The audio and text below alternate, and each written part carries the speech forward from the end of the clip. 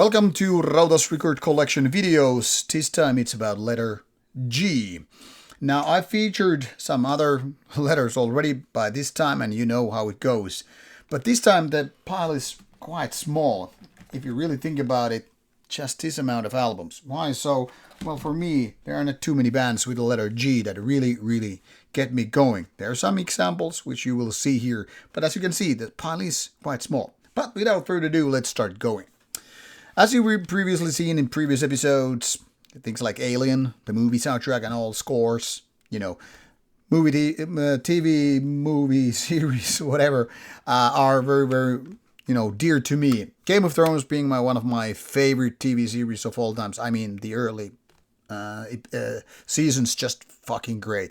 So, back in the days when the first season it was right there, I loved the music, I liked the feeling, the whole atmosphere with the series. Game of Thrones was something that I needed to get. However, I didn't get the later ones for some reason. Maybe they were too similar, or when Spotify and things started rolling in, there was no need. But yeah, great soundtrack still. Then one of those few bands with the letter G, which I have more than one album, is Garia from Portugal. I know some people don't like this band at all, but for me it resonates exactly the same reason why some people dislike it. The urban feeling, the very modern black metal feeling, which is usually hard pass for me, but Garia does it right. But as you can see, I only two releases. I think I have the latest one somewhere. At least I had, and I don't think I sold it.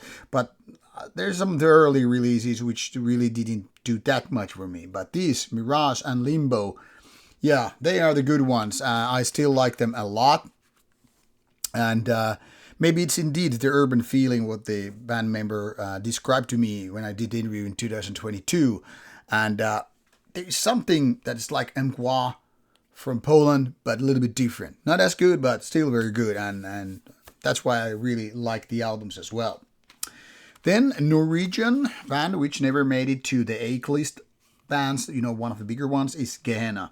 Now, as you can see, I don't have the first or second spell releases, but with Malice, things started resonating with me big time, and Nerimir and Black after that, also.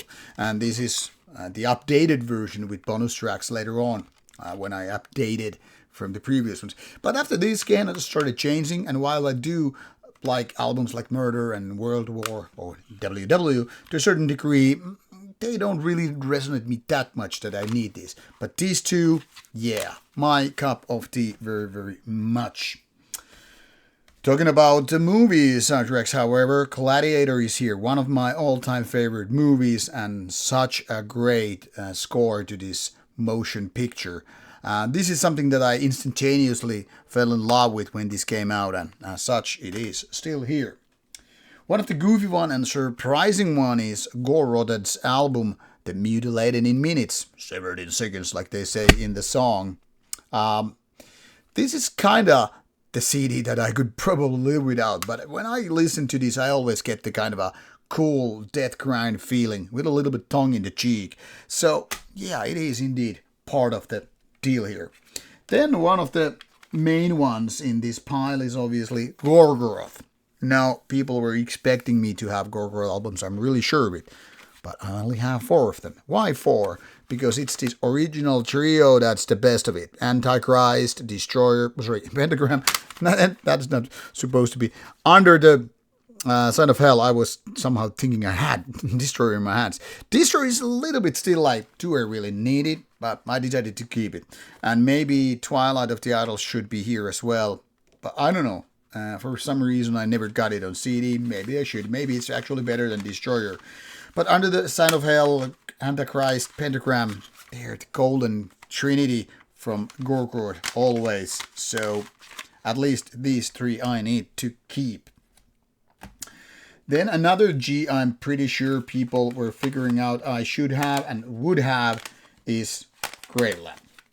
Most albums by any band by letter G. I had other Graveland releases over the years, but got rid of them. To be honest, I was surprised not to find one of the albums which I thought I had. Maybe I just sold it a little, like Following the Voice of Blood.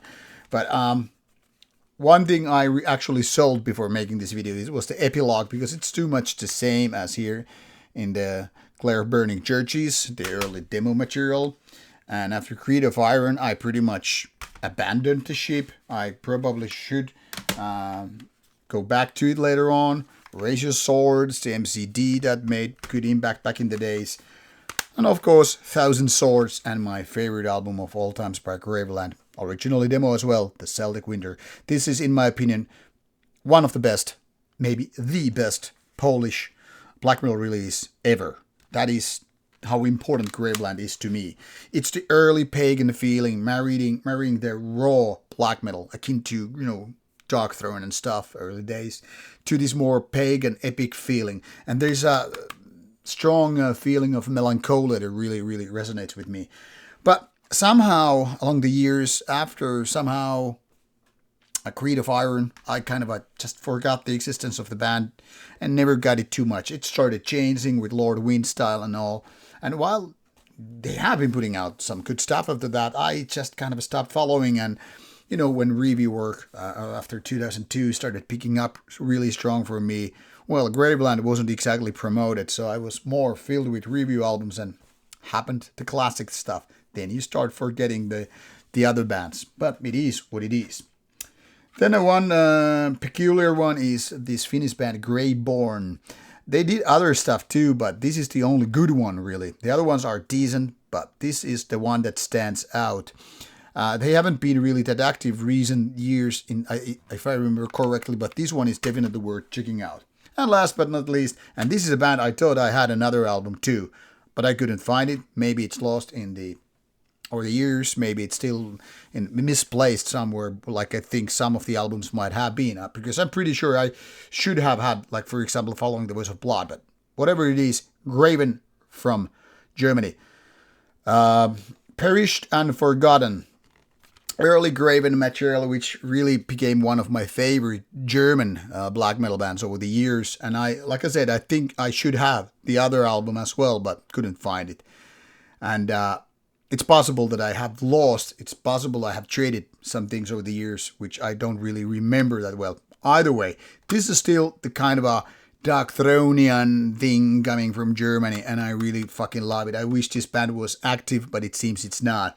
Curious enough, the vocalist who I got to interview in Germany for Morast and Stille sings on this album too, and he does a wonderful job. So I'm kind of hoping he would come back with his bandmates and keep Graven like going on.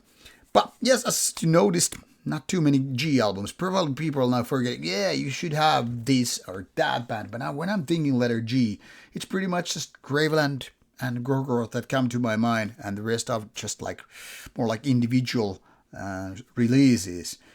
Maybe I have missed out something, and definitely I have gotten bored of something which I have sold, so my letter G used to be bigger, and now it's this small, because the older I get, the pickier I get.